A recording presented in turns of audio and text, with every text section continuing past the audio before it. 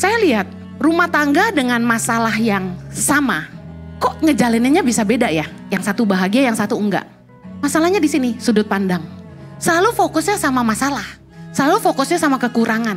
Sementara yang ini, sebenarnya masalahnya tetap ada lah, suaminya kan gak ganti ya kan? Tapi dia makin ngerti suaminya, dia makin ngerti istrinya.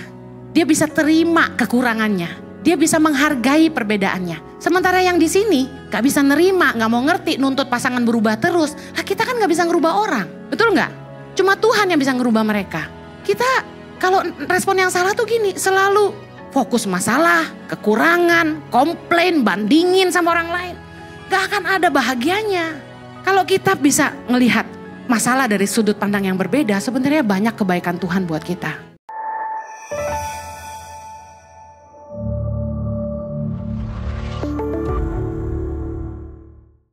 Hari ini saya akan menyampaikan firman Tuhan dengan tema merespon dengan benar. Merespon dengan benar. You know, nothing can push you down if you choose to get up. Nggak ada yang bisa membuat Anda jatuh ke bawah kalau Anda memilih untuk bangkit. Amen. Nothing can push you down if you choose to get up. Tidak ada yang bisa membuat kita lemah kalau kita memilih untuk kuat. Amsal 24 ayat 16. Kita baca sama-sama. Sebab 7 kali orang benar jatuh, namun ia bangun kembali. Tapi orang fasik akan roboh dalam bencana. Yang menentukan kita orang benar atau orang fasik adalah gini. Waktu kita ditempa oleh masalah, waktu kita punya pergumulan hidup, waktu derita menempa hidup kita, kita bangkit atau kita roboh. Katakan amin. Kalau Anda punya Tuhan dan hidupmu benar, Anda tahu bahwa Anda akan bangkit. Saya ingin share yang pertama, hidup kita tidak ditentukan oleh keadaan, tapi oleh firman Tuhan. Katakan amin. Matius 4 ayat 4, Yesus bilang gini, ada tertulis manusia hidup bukan dari roti saja, tetapi dari setiap firman yang keluar dari mulut Allah. Perhatikan kata-kata Yesus. Manusia hidup bukan dari roti saja, tetapi dari setiap firman yang keluar dari mulut Allah. Kere atau bokek gak menentukan hidup kita bahagia atau enggak. Amin. Hidup kita nggak dari roti aja, yang artinya kaya miskin itu bukan jaminan kita bisa bangkit dari kesusahan. Saya mau kasih tahu, apapun yang menempa hidup kita, mau penderitaan, mau kekayaan, mau berkat, mau masalah, kita akan tetap bangkit kalau kita percaya kepada firman Allah. Katakan amin. Mari bawa segala pergumulanmu kepada Tuhan. Tiap kali masalah datang, nomor 1 tuh jangan lari sama orang. Lari dulu sama Tuhan. Mari bawa pergumulanmu kepada Tuhan dan minta hikmat dari Tuhan. Jalan ke kamar mandi doa, Tuhan apa yang aku harus lakukan? Lagi makan dalam hati, Tuhan tolong aku, apa yang aku harus lakukan? Kalau saya lagi banyak masalah, saya pusing. Saya kadang-kadang malah gak bisa ngomong sama orang. Justru saya stres, saya diam. Dan saya bawa dalam doa dan saya selalu bilang ini, Lord please help me. Lord please help me, I don't know what to do, please speak to me Tuhan. Kalau Tuhan gak ngomong, aku gak tahu mesti bikin apa. Please help me. Dan firman Tuhan berjanji bahwa gini, Roh Kudus akan mengajarkan segala sesuatu kepadamu, kata firman Tuhan. Yohanes 4 ayat 26, Yesus berkata, dialah yang akan mengajarkan segala sesuatu kepadamu dan akan mengingatkan kamu semua yang telah kukatakan kepadamu. Keren banget waktu kita in deep trouble, waktu kita lagi stres banget dan kita larinya sama Tuhan. Tuhan itu kasih jawaban tuh singkat tapi jelas, padat. Satu kata saja dari Tuhan membuat kita mengerti segala sesuatu. Katakan amin. Miliki pengharapan di dalam Tuhan dan percaya janji Tuhan waktu kita lagi ditimpa masalah. Kadang-kadang luar biasanya iblis itu suka kerjanya gini. Iblis itu kerjanya lewat coincidence. Kok pas banget? Kok begini banget gitu. Jadi contoh.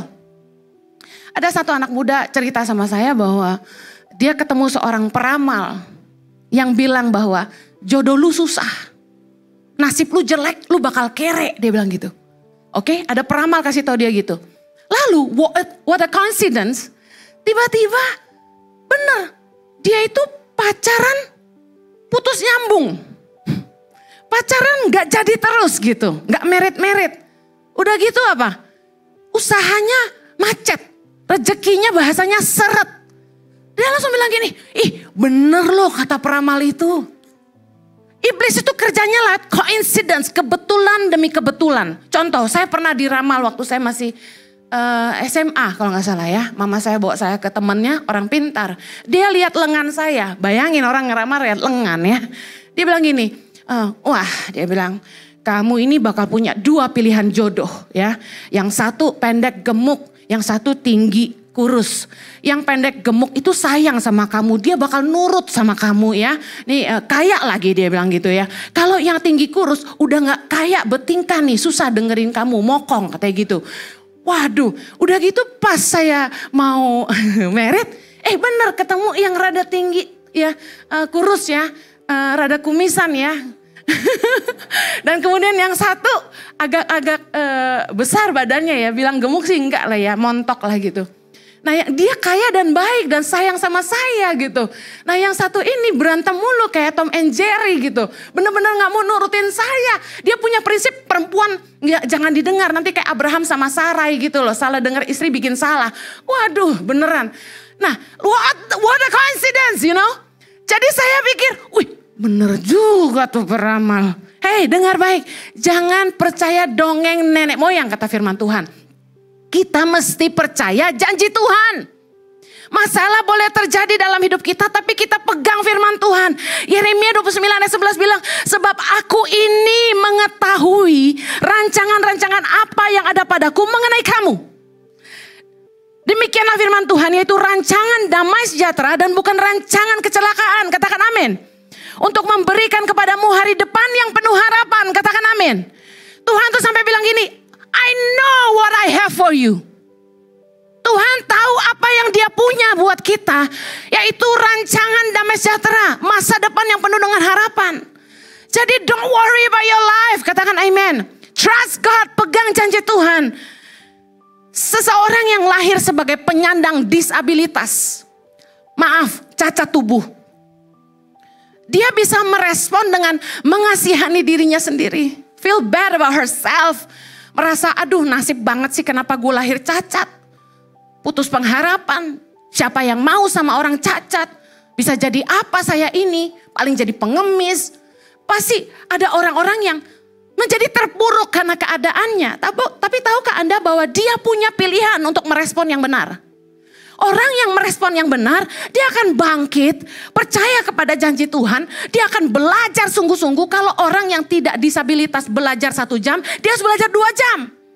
Dia akan bangun hidupnya dan berkarya dengan luar biasa, sehingga hidupnya bukan jadi beban. Karena orang yang disabilitas selalu dipikir akan jadi beban. Karena itu banyak orang tua yang tidak mengasihi anak-anak yang disabilitas. Karena mereka berpikir, wah percuma nih nanti gue gedein, gue tua gak diurus sama dia. Come on. Tapi kalau mereka percaya bahwa enggak, Tuhan ciptakan aku begini karena Tuhan punya rencana buat hidupku. Aku akan jadi berkat bukan jadi beban. Mari lihat Yohanes 9. Yohanes 9 judul perikopnya, orang yang buta sejak lahirnya, mewakili para disabilitas. You know, buat saya buta itu merupakan sesuatu yang paling sulit pasti ya. Gak bisa lihat apa-apa. Lihat ayat pertama, waktu Yesus sedang lewat, ia melihat seorang yang buta sejak lahirnya. Ayat 2, murid-muridnya bertanya kepadanya, Rabi, siapakah yang berbuat dosa? Orang ini sendiri atau orang tuanya sehingga ia dilahirkan buta? Jawab Yesus, bukan dia dan bukan juga orang tuanya. Tetapi karena, baca sama-sama, pekerjaan Allah harus dinyatakan di dalam dia. Katakan, amen. You know, bahkan gini, orang yang terlahir yang tidak sempurna menurut ukuran manusia, Tuhan punya rencana buat mereka. Jangan feel down. Aduh Bu Eni, anak saya Down syndrome. Hey come on, doain terus tiap pagi, ucapkan berkat. Percaya janji firman Tuhan, jangan lihat keadaan. Kita hidup karena firman Tuhan, bukan karena keadaan. Katakan amin. You know, saya ketemu dengan salah satu peserta kami ke Holy Land kemarin, seorang perempuan cantik, dia disabilitas. Saya tanya, sorry kenapa bisa cacat, apakah kecelakaan atau lahir demikian? Dia bilang begini, waktu mamanya hamil dia, mamanya tidak tahu kalau dia hamil. Lalu kenapa gitu sebabnya, lalu dia kuret, minum obat lalu dikuret. Dia pikir sudah gak ada babynya ya kan. Ternyata the baby still alive. Jadi anak itu terus bertumbuh dan yang terkuret adalah kakinya. Jadi dia lahir dengan satu kaki tapi wajahnya cantik, orangnya pintar. Sekarang dia pakai kaki palsu. Yang bikin saya kaget tahu gak apa? Dia datang ketemu kami di bandara itu pakai terusan rok mini. Dia kasih lihat kaki palsunya. Berapa banyak kita yang kalau punya cacat kita tebel-tebelin make up. Gambar-gambar hidung kayak saya gitu kan. Kita trying to cover up our weakness. Kita tutupin kelemahan dan kekurangan kita. Tapi anak perempuan ini, dia kasih lihat kami kaki palsunya. Dan I was like, wow. Tapi karena dia pede, kita jadi biasa, ngerti gak? Kita juga jadi cuek aja. Nah, waktu saya lihat dia gak model orang cacat yang, iya, mama saya kurang ajar. Mama saya gak sayang saya. Dia kuret saya. Dia gak kecewa tuh sama mamanya. Dia sayang sama mamanya. Dia bawa mamanya ke Israel. Oh, sorry, dia yang bayarin ya. Tahu gak saudara? Dia tuh ngomong dengan confidence. Ya gini loh kak ceritanya waktu itu tuh ya Bu Heni ya. Aku tuh ya harusnya dia udah gak ada. Mamaku tuh kuret aku. Dengan confident dia ceritanya. And you know what? Dia gak jadi beban, dia jadi berkat. Dia bangkit. Dia sekolah sungguh-sungguh, papanya didik dia. Dengar orang tua yang punya anak yang maybe disability. Dia suruh anaknya belajar. Dia protes waktu kecil. Kenapa kakak cuma belajar 1 jam, dia disuruh belajar lebih banyak. Mamanya didik dia gini, karena kamu punya disabilitas, kamu harus mampu berdiri di atas kaki kamu sendiri. Kamu harus mandiri, kamu harus pintar. Papa mamanya didik dia, genjot dia. And what she has become now? Dia punya sebuah NGO di mana dia pinter banget cari dana luar negeri, grand untuk bantu para disabilitas. Keren gak? Beri kemuliaan buat Tuhan kita. Haleluya! Dengar, kalaupun Anda atas seizin Tuhan punya penyakit dalam tubuhmu, Anda harus memiliki iman dan mengulang-ulang firman Tuhan dalam Yohanes 11 ayat 4. Yesus berkata begini, penyakit itu tidak akan membawa kematian, tetapi akan menyatakan kemuliaan Allah. Sebab oleh penyakit itu anak Allah akan dimuliakan. Katakan amin. Kalau Anda punya penyakit, jangan hidup dengan keadaan. Hidup dengan firman Tuhan. Bangkit dan katakan, penyakit aku ini akan mendatangkan kemuliaan Tuhan. Aku akan disembuhkan. Dan tiap hari Anda bangun, Anda harus berpikir, Tuhan terima kasih aku telah disembuhkan. Anda harus mengucapkan kata-kata iman dan percaya kepada janji Tuhan. Amen. Tahukah Anda bahwa dalam kelemahan kita, kuasa Tuhan menjadi sempurna. Waktu kita merasa kita nggak bisa apa-apa, kita nggak mampu, kita nggak punya kelebihan apa-apa, justru Tuhan akan pakai kita. Katakan amin. You know, 2 Korintus 12 ayat 9 dikatakan gini, Tuhan ngomong sama Rasul Paulus begini, cukuplah kasih karuniaku bagimu sebab justru dalam kelemahanlah kuasaku menjadi sempurna. Keren gak? Tuhan bilang, justru dalam kelemahanlah kuasaku menjadi sempurna. Jadi kalau hari ini dalam hidupmu Anda punya kelemahan. Ada di sini yang punya kelemahan, saya mau lihat tangannya. Ada yang punya kelemahan? Katakan begini, dalam kelemahanku kuasa Tuhan menjadi sempurna. Dalam kelemahanku, kuasa Tuhan menjadi sempurna. Dengar baik, Tuhan itu punya hobi memakai hidup orang-orang yang justru ngerasa bodoh, gak berharga, gak layak, gak bisa apa-apa, lemah, hina, which I did gitu. Tuhan tuh senang pakai orang-orang begitu. Saya pernah kesaksian tentang panggilan hidup saya, bagaimana Tuhan memanggil saya. Di titik itu saya merasa saya ini orang yang mediocre, gak bisa apa-apa. Apapun serba pas-pasan, nyanyi pas-pasan, masak pas-pasan, jahit gak bisa gitu kan ya, paling jahit kancing. Gue nih bisanya apa sih? Saya putus asa dengan diri saya sendiri, hidup hancur, ngerasa gak berharga, gak layak. Saya memandang rendah diri saya sendiri, merasa saya sangat sampah dan hina. Tapi justru Tuhan pakai dan jadi berharga. Tuhan tuh senang. 1 Korintus 1 ayat 27, baca sama-sama. Tetapi apa yang bodoh bagi dunia dipilih Allah untuk memalukan orang-orang yang berhikmat. Dan apa yang lemah bagi dunia dipilih Allah untuk memalukan apa yang kuat. Ayat 28. Dan apa yang tidak terpandang dan yang hina bagi dunia dipilih Allah. Bahkan apa yang tidak berarti dipilih Allah untuk meniadakan apa yang berarti. Ayat 29. Supaya jangan ada seorang manusia pun yang memegahkan diri di hadapan Allah. Kita bisa karena kasih karunia.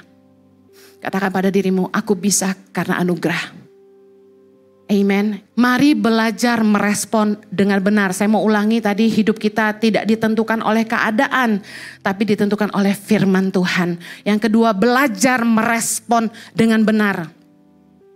Nothing can destroy you if you choose to rise up and build your life. Gak ada yang bisa menghancurkan Anda kalau Anda memilih untuk bangkit dan membangun hidupmu.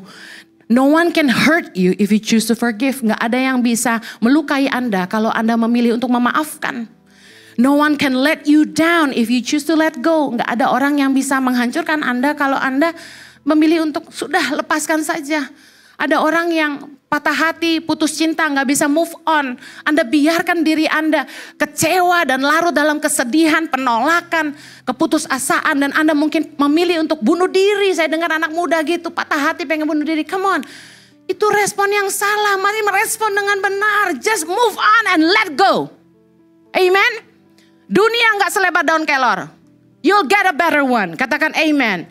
Respon kita dalam menghadapi segala sesuatu yang terjadi dalam hidup kita yang menentukan kemenangan kita. I'm telling you.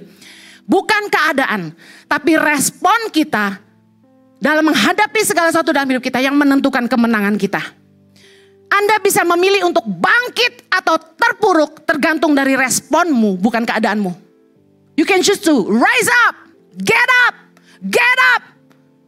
Atau Anda memilih untuk just lay down there, feel pity for yourself. Dengar, reaksi-reaksi yang salah dalam masalah. Yang pertama, selalu berasumsi. Mengambil kesimpulan sendiri. Orang gak begitu, kita pikirnya begitu. Asumsi. Contoh, aduh gak ada yang suka nih sama aku. Kayaknya teman-teman pada gak suka deh sama aku. Itu asumsi. Yang kedua, jangan-jangan kalau aku bilang sama atasanku, dia marah sama aku. Padahal belum tentu atasannya marah. Ini contoh sederhana aja. Yang kedua, respon yang salah adalah khawatir yang belum tentu terjadi. Banyak gak yang gitu? Aduh, kalau naik pesawat nanti pesawatnya jatuh, saya mati. Jadi gak pernah naik pesawat ke luar negeri. I met a lot of people with a lot of money, they never fly anywhere. Beneran, saya kaget. Kaya banget tapi gak pernah terbang kemana-mana. Waktu saya tanya kenapa? Saya takut naik pesawat, Bu Heni. Syailah, ke Amerika gak bisa naik mobil, Tante. Ada yang cerita sama saya kemarin yang peserta Holy Land. Seumur hidup dia hari ini umurnya 50-an kalau gak salah, hampir 60. Dia gak pernah naik kapal. Gak berani naik boat. Jadi dia gak pernah berada di atas laut. Waktu kami, kalau kita ke Holy Land, kita ke Danau Tiberias. Kita pasti naik perahu, bener gak? Dia udah jalan nih. Setengah perjalanan dia mau balik katanya. Dia takut karena seumur hidup gak pernah. Sedangkan ke Holy Land mau ke Danau Tiberias. Udah separuh jalan dia mau balik. Dia pikir udahlah biarin dia ikut supir aja deh. Dia gak ikut kita gitu. You know what? Tuhan bicara sama dia. Di telinganya keras-keras seperti suara Pak Jojo. Ternyata suara Tuhan itu bisa mirip dengan suara gembalamu atau mentormu. Karena tiap hari dia dengar Pak Jojo khotbah. Suaranya jadi kayak suara Pak Jojo. Dia kaget. Tuhan bilang apa sama dia ya waktu itu ya di kupingnya ya. Aku menyertai engkau ya, jangan takut. Dia bilang gini, oh ini mah suara Pak Jojo nih, bukan suara Tuhan kata dia gitu. Dia kesaksian sama kita. Dia kaget, suaranya keras di telinga. Aku menyertai engkau, jangan takut. Akhirnya dia bulatkan tekadnya, dia jalan terus dan dia naik perahu di Danau Tiberias for the first time in her life. Khawatir yang belum tentu terjadi. Kemudian respon yang salah lagi ya. Aduh, kalau aku putus sama pacarku nanti masih ada gak yang mau sama aku gitu. Loh, saya konseling anak muda. Saya tanya, pacaran gak kudus ya? Iya. Terus jadi malas ke gereja, dia bilang gitu. Terus pacarnya kere ngeretin dia. Cewek ini, cowoknya ngeretin yang cewek. Zaman udah kebalik. Dulu cewek morotin cowok, ini kebalikan. Wow.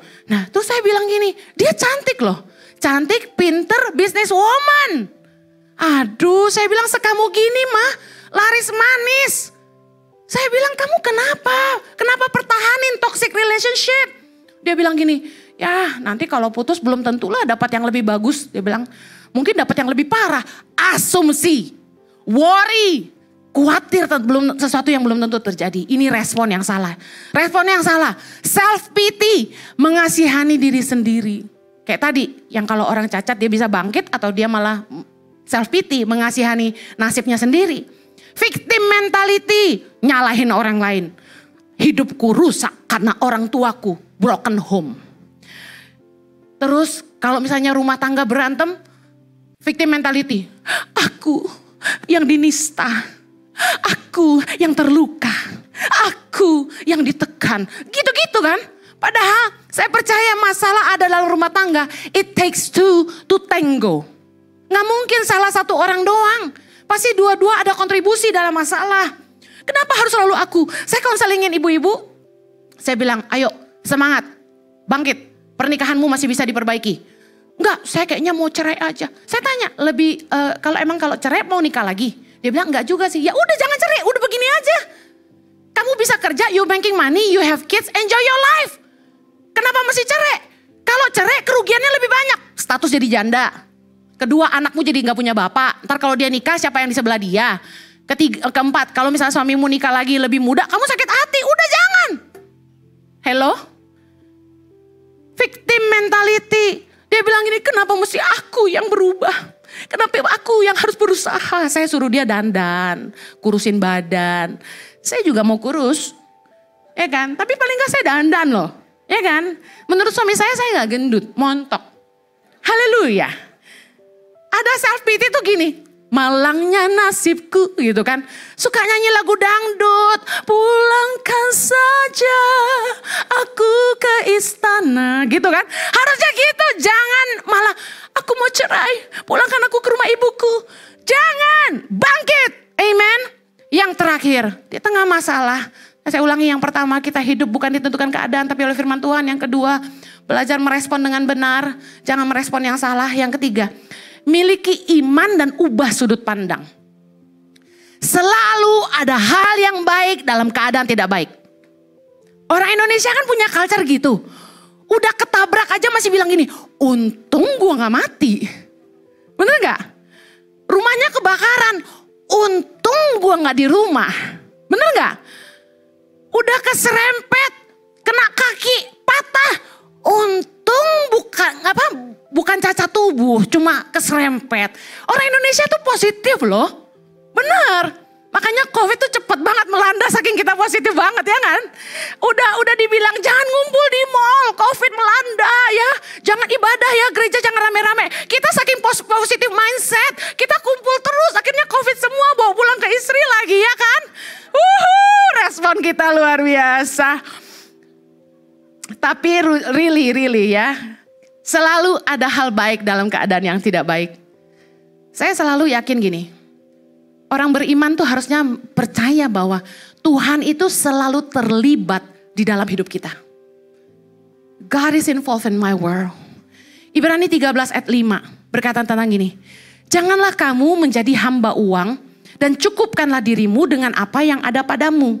Karena Allah telah berfirman, aku sekali-kali tidak akan membiarkan engkau dan aku sekali-kali tidak akan meninggalkan engkau. Waktu kita ngalami kesusahan, bisnis sepi, ya, kerjaan macet, gaji pernah dipotong separuh masa COVID gitu ya. Pegang firman Tuhan. Jangan jadi hamba uang. Artinya seberapapun yang kita terima, belajar cukupkan diri dengan itu. Percayalah janji Tuhan, karena Allah telah berfirman, aku sekali-kali tidak akan membiarkan engkau. Aku sekali-kali tidak akan meninggalkan engkau. Katakan amin. Tempel itu gede-gede di rumah. Ubah sudut pandang. Parah nih bos gue. Gaji gue dipotong separuh, 50%. Kenapa gak ubah sudut pandangmu? Perusahaan juga lagi susah. Perusahaan itu gak declare bankrupt aja udah bagus. Perusahaan itu masih sayang sama pegawai dengan memaksa tetap gaji. Meskipun separuh, itu kalian harus hargai. Kenapa harus selalu berpikir negatif? Parah nih perusahaan gue. Lah, lu juga COVID di rumah kan? Toko tutup. Gaji separuh tuh masih praise God. Selalu ada hal baik dalam keadaan yang tidak baik. Wah parah nih laki gue. Gak cukup nih. Gaji segini. Loh, itu kan sudut pandang. Kenapa gak bisa mengucap syukur? Saya dari Jojo gak punya duit sampai punya duit, saya gak pernah ngeluh. Cukup-cukup aja. Tergantung sudut pandang, katakan amin. Saya mau kasih contoh nih tentang sudut pandang. Suami cuek, tidak perhatian, tidak romantis, workaholic. Siapa yang suaminya di sini begitu? Jangan angkat tangan. Contoh ibu-ibu yang merespon dengan salah. Aduh, mudah-mudahan nih istri-istri gak nyerang saya lagi ya. Nanti saya ganti yang cowok-cowok juga ya. Contoh respon yang salah. Marah-marah. Kamu tuh memang gak perhatian sama aku. Memang kamu tuh gak punya waktu sama aku. Kok nunjuknya suami sendiri? Ya kan ilustrasi. Marah-marah. Kamu tuh pulang on time dong. Dinner, you know. Jangan kerja terus.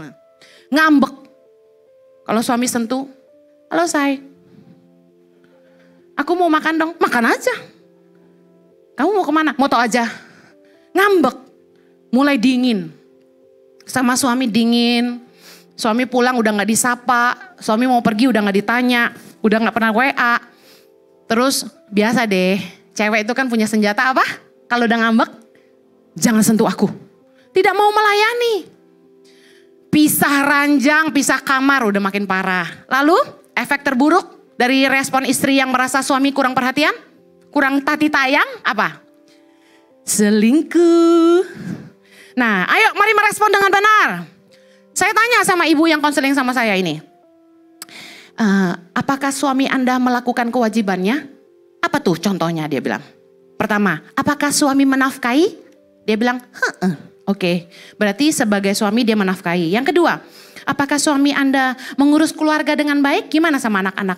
Oh ya, masih baik sih sama anak sih. Seminggu sekali masih pergi sama anak saya. Ya sport bareng, nganterin anak-anak saya basket misalnya gitu. Oh that's good. Oh ya, bahkan suami saya tuh sebenarnya orangnya meskipun gak perhatian dia tuh suka bersih-bersih rumah gitu loh Kak Heni. Oh oke. Terus apakah suami Anda setia sama Anda? Apakah punya selingkuhan yang dibawa ke rumah? Enggak sih. Ya oke. Berarti suami melakukan kewajibannya. Betul gak? Tapi kenapa masih komplain? Abis aku ulang tahun gak dikasih kado. Valentine gak dikasih bunga. Gak pernah dinner berdua. Gak pernah diajak ke hotel berduaan. Holiday selalu berlima. Gimana ya kayak ini? Aku lihat laki-laki lain gandeng istrinya. Suami aku dingin. Dia di jalan di depan, aku jalan di belakang. Aku gak digandeng. Aku suka kayak Bu Heni gini-gini. Iya, kalau suami sudah melakukan kewajibannya, yuk rubah sudut pandang yuk. Istri tuh fokus sama kelebihannya. Jangan fokus sama kekurangannya melulu, komplain melulu. Saya kasih tahu ya, lebih baik gila kerja daripada gila wanita. Aduh, saya sih bersyukur ya Jojo tuh fokusnya kerja. Fokus kerjalah kamu. Karena semakin kamu fokus kerja, kamu tidak punya waktu untuk wanita. Haleluya. Gak apa-apa saya ulang tahun gak dikasih kado, saya Valentine kemarin gak dikasih bunga, gak apa-apa. Yang penting bank kita tetap berbunga. Haleluya. Haleluya. Sama nih suami gantian. Jangan fokusnya sama kekurangan istri. Bu Heni, istri saya itu malas melayani saya. Ngerti dong? Melayani apa nih Bu Heni? Diranjang. Malas dia. Aduh, padahal waktu pacaran hot tau Bu, kita gak jaga kekudusan. Tapi udah nikah Bu, malas banget dia bilang gitu. Terus istri saya tuh kalau udah di rumah gak dandan, pakai daster.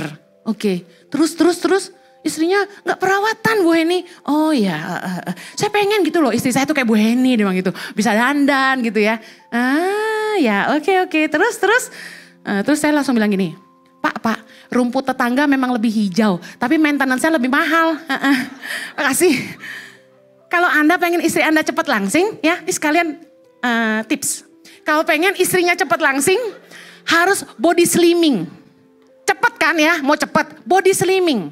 Itu di wrapping katanya terus digosok-gosok pakai mesin panas. Lengan kegedean, gosok. Dagu kegedean, dilancipin ke Korea operasi.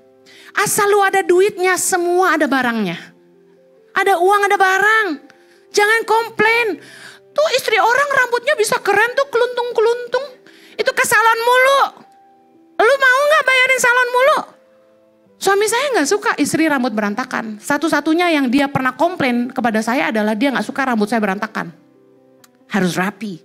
Saya ngeblok tiap hari tau gak? Karena saya kan keramas tiap hari. Saya ngeblok tiap hari. Sampai peserta Holy Land bilang gini, ih kok Cie ini rambutnya rapi terus sih? Saya bilang itulah penderitaan dan salib saya ya. Dalam pernikahan harus ada bayar harganya. Amin. Ya udahlah, dia nggak nuntut gue kurus, cuma rambut lurus. Oke lah. Amin. Kalau kurus susah, makannya doyan. Olahraga males. Lah kalau rambut lurus tinggal catok aja bos. Amin. Udah jangan suka bandingin istrimu dengan istri orang lain. Lihat kelebihan pasangan. Istrimu setia. Istrimu lemah lembut. Ngurus anak dengan baik. Bukan orang yang suka pergi-pergi ninggalin rumah tangga gak ngurus. Udahlah ucap syukur aja. Memang dia tidak cantik jelita.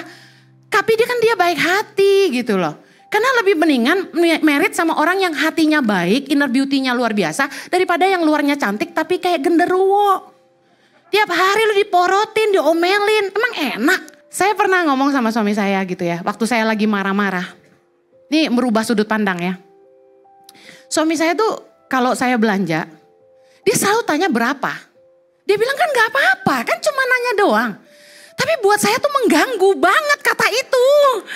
Saya tuh gak suka ditanya berapa. Karena gini, Anda percaya ya saya tuh bukan tipe cewek yang sosialita yang suka belanja mahal-mahal. Ngerti gak sih? Murah gue tuh, beneran deh. Bukan murahan tapi murah ya.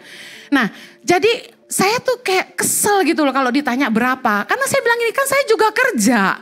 Masa saya gak boleh nikmatin hidup saya? Dia bilang saya boleh, saya gak pelit sama kamu. Kamu mau beli apapun boleh, bener.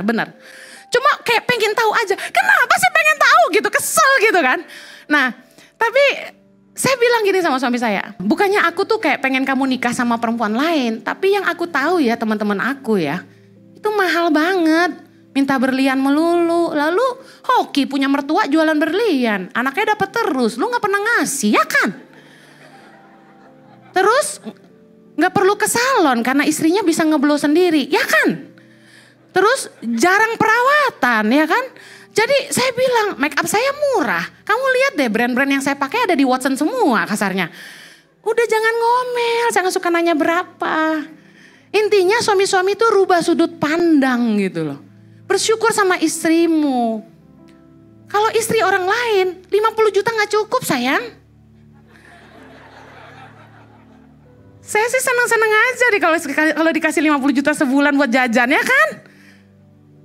Tapi suami saya baik. Suami saya tuh saya mau apa aja nggak pernah dia tolak. Dia beliin apapun yang saya mau. Cuma saya nggak pernah minta gitu. Nah karena saya nggak pernah minta, saya protes waktu saya beli ditanya berapa. Ini bukan buka aib keluarga, tapi saya pengen coba lihat sudut pandang yang berbeda gitu loh. Jangan ngeluh terus tentang pasanganmu. Puji Tuhan sih Jojo gak pernah mengeluh ya tentang saya. Bener gak sayang? Agak dipaksakan gak sih? Tapi come on. Keluarga orang lain. Saya tutup dengan ini. Saya lihat. Rumah tangga dengan masalah yang sama. Kok ngejalaninnya bisa beda ya? Yang satu bahagia, yang satu enggak. Masalahnya di sini, sudut pandang. Selalu fokusnya sama masalah. Selalu fokusnya sama kekurangan. Sementara yang ini sebenarnya masalahnya tetap ada. Lah suaminya kan gak ganti ya kan.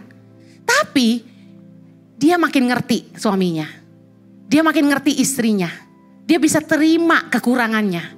Dia bisa menghargai perbedaannya. Sementara yang di sini gak bisa nerima, gak mau ngerti, nuntut pasangan berubah terus. Lah kita kan gak bisa ngerubah orang.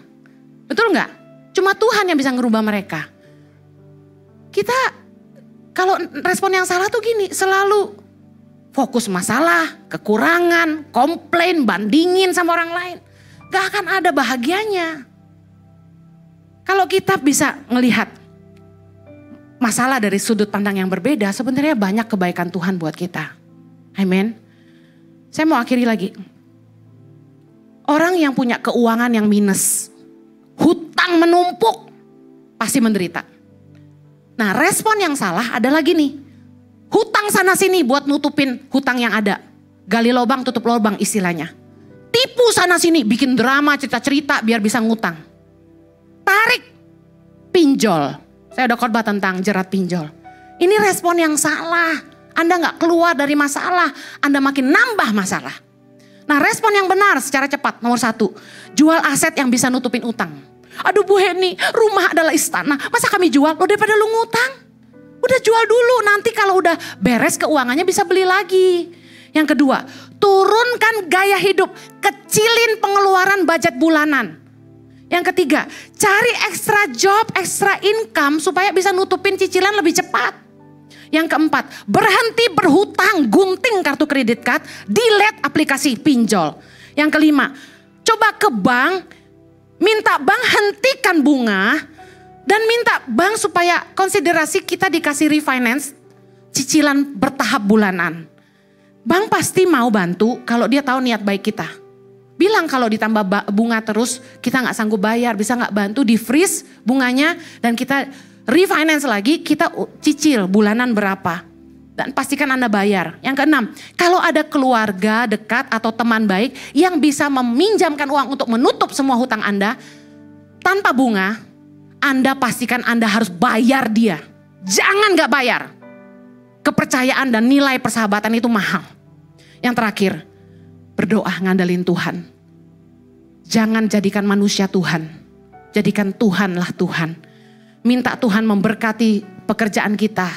Ada berkat yang Tuhan bisa kirim dari utara, selatan, timur, dan barat buat kita. Minta hikmat sama Tuhan. Gimana kita ngelola keuangan dengan lebih bijaksana. Supaya kita gak ngulangi kesalahan yang sama. Yang diberkati katakan amin. Mari kita berdoa. Tuhan tolong kami. Supaya kami bisa merespon dengan benar. Supaya kami bisa lihat masalah dari sudut pandang yang berbeda. Kami percaya bahwa ada kebaikan Tuhan dalam setiap hal-hal yang tidak baik yang kami hadapi dalam hidup kami. Seperti Yusuf yang berkata bahwa memang saudara-saudaranya mereka-rekakan yang jahat. Tapi Tuhan mereka-rekakannya untuk kebaikan dalam hidupnya. Kami percaya Tuhan terlibat dalam hidup kami. Bahwa Allah turut bekerja dalam segala sesuatu untuk mendatangkan kebaikan bagi orang yang mengasihi Dia. Tuhan tolong kami untuk percaya kepada firman Tuhan bukan kepada keadaan. Kami percaya bahwa Tuhanlah yang menentukan masa depan kami. Hidup kami ada dalam tangan Tuhan. Kami percaya dalam kelemahan kami, kuasa Tuhan menjadi sempurna. Terima kasih Tuhan. Di dalam nama Yesus berkati umat-Mu, jadikan mereka lebih dari pemenang dengan merespon yang benar. Di dalam nama Yesus yang diberkati Tuhan, sama-sama katakan, Amen. Have a blessed Sunday. I love you.